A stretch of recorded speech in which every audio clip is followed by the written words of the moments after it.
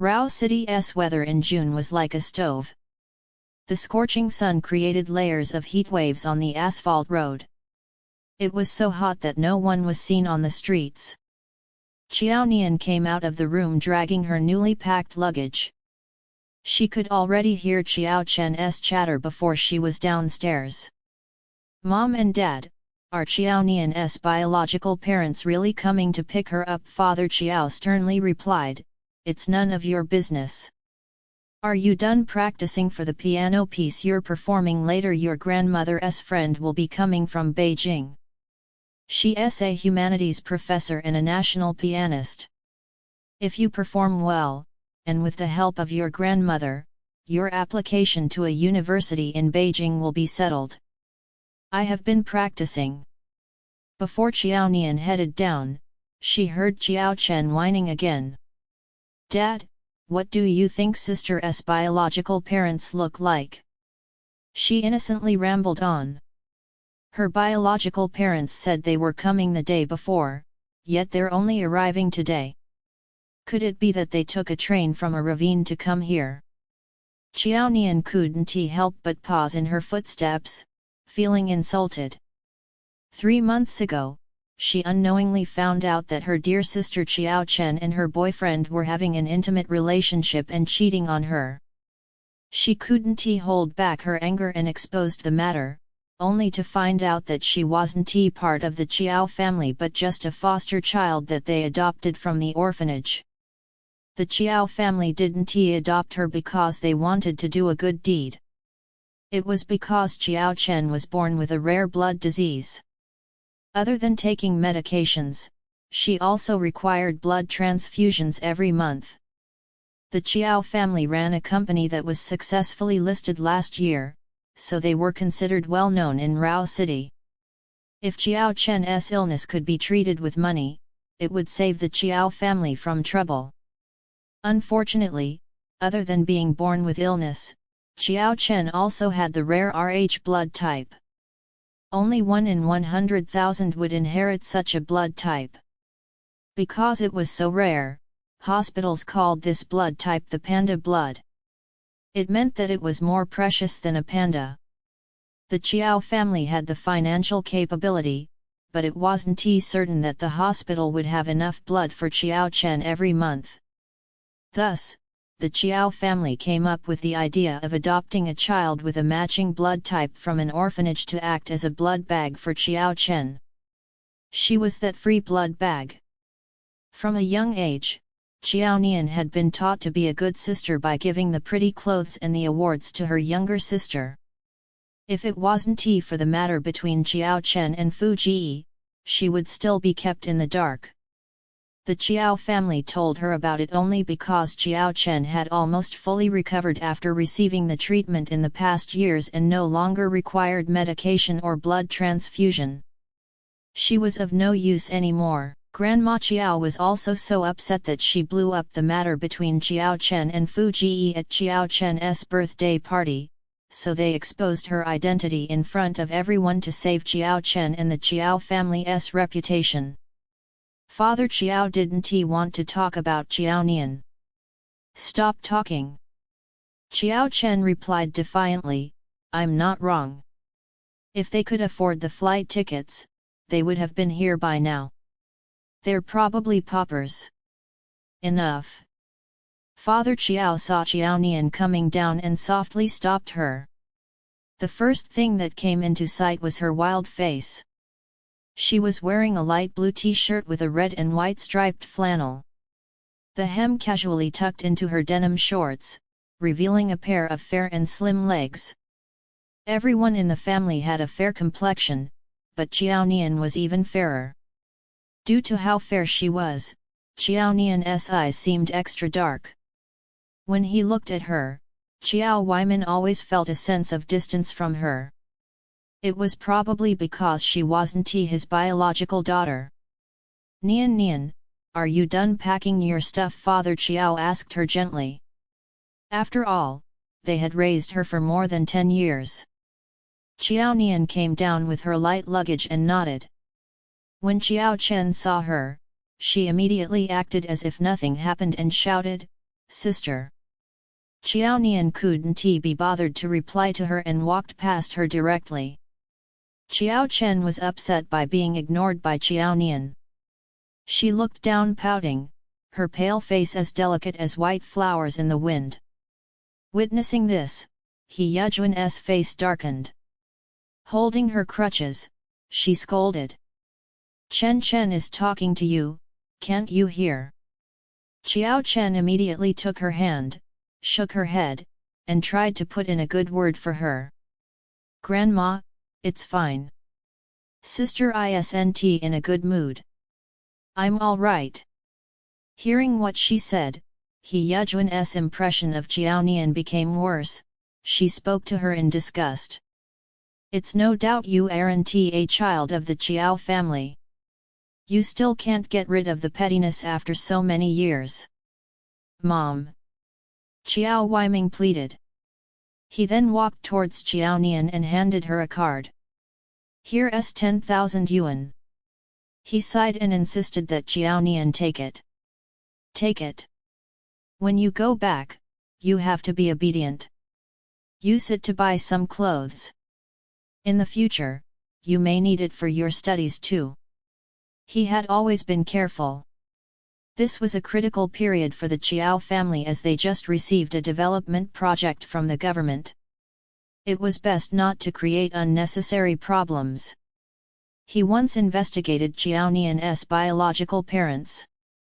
They had the surname Zhang, worked as teachers, and were from Luohe County. Luohe County was 300 kilometers from Rao City, a notoriously poor area. Every year, entrepreneurs would donate to Luohe County as part of poverty alleviation. He had donated before as well. Qiao Nian was already in third year of high school. When she returned to Luohe County, it was almost impossible for her to get into a university. This was unlike Qiao Chen, who was able to study at Beijing University after completing high school in Rao City. Her life would be completely ruined. He couldn't bear to, but he stuffed the card into Qiao Nian's hand anyway. He looked up at her and asked gently, "Have you gotten all your things? You can take the necklace that I got you for your 10th birthday with you. I gave it to you, so it's yours now. You can take it." He Yajuan furrowed her brows and eyed Qiao Nian unhappily. Because of her place in the family, He Yajuan did not have the cheek to mention anything about the 3,000 yuan necklace. Qiao Chen stood by her side obediently and added on, "That's right, sister. Since Dad already gave it to you, just take it. Perhaps you'll need it in the future." She didn't make herself clear, but Qiao Nian knew what she was getting at. Qiao Nian glanced at her coldly. Qiao Chen gave her an elegant smile in return. That high and mighty expression was practically carved onto every other Qiao family member. Qiao Nian picked her bag up and handed the card back to Qiao Weiming, saying expressionlessly, "I left the necklace in the drawer, you guys can look for it if you don't believe me. Besides the notebook I bought for myself, I didn't take anything from the Qiao family." The expressions of the Qiao family members turned a little awful. Especially He Yajuan and Mother Qiao, who hadn't even bothered to say anything. Qiao Nian was as disobedient as a child could get and constantly made things difficult for the people around her. Qiao Chen glanced at Qiao Nian's bag and her eyes glinted. "Sister, that's not what Dad, Mom, and Grandma meant. You're too sensitive. We've lived together for over 10 years. Even though you've found your biological parents, you're still my sister. We hope that you'll live well in the future too. If you don't want the necklace, at least keep the 10,000 yuan that Dad gave you. Luohe County is very different from Rao City, you'll need to spend more there." Qiao Weiming added with a frown, "That's right, keep the money. I don't need it." She had some money of her own. Qiao Nian didn't keep his card and didn't intend to have anything to do with the Qiao family anymore. At this point, Her cell phone rang. She placed the bank card that Qiao Nian had given her on the table and then looked at the phone screen. She then said to the Qiao family members, "My family is here, I'll leave first." He Yejun scoffed as she watched Qiao Nian leave. She remarked sarcastically, "Humph, what an ingrate. You've raised her for over 10 years and she didn't even bother thanking you before leaving." "Grandma, sister is perhaps too excited to see her biological parents," Qiao Chen said gently. "Too bad, Qiao Nian's biological parents were just peasants who couldn't even enter their villa." "What a joke," sister said. She only took her notebook with her, but her bag looked so packed and heavy. It didn't look like it only contained a notebook. Father Qiao shook his head and sighed hypocritically. "Forget it, we've raised her for over a decade anyway. Let her take whatever she wants with her. We don't need that kind of money, anyway." He Yejun supported herself with her walking stick as she watched the figure disappear into the distance. She said with disdain, "It's good that she's left. She was never one of us anyway." Chen, don't you call her sister anymore. She isn't fit to be your sister. Go and get changed, you'll have to make good your chance later when we're at Waterside Loft. There was always someone more outstanding out there. Although the Qiao family was considered rather powerful in Rao City, they were still inferior in status compared to the Zhang and Tang families. Qiao Nian couldn't hear them clearly anymore, but she could detect the joy in Qiao Chen's voice and the happiness of the Qiao family collectively. It was a hot day, and the tar road was heating up. There was practically nobody outside except a few elderly people seeking shade under some large trees. Beyond the rose garden, a black Volkswagen was parked by the roadside. Zhang Li glanced at his watch. It had been about half an hour, but no one was walking out of the villa yet. He wound down the car window and peered outwards impatiently. The warm air from outside poured in and the man in the back seat quickly ordered, "Shut the window." It wasn't a loud voice, but the tone was unmistakably firm and held a certain oppressive power that was impossible to ignore. Zhang Li quickly turned around and then wound the window back up. "Master Wang, how are you not anxious about her? I should have been here the day before, but you made me fetch you from some other city, that's why we're here only today. My boss already called me earlier today to ask what went wrong.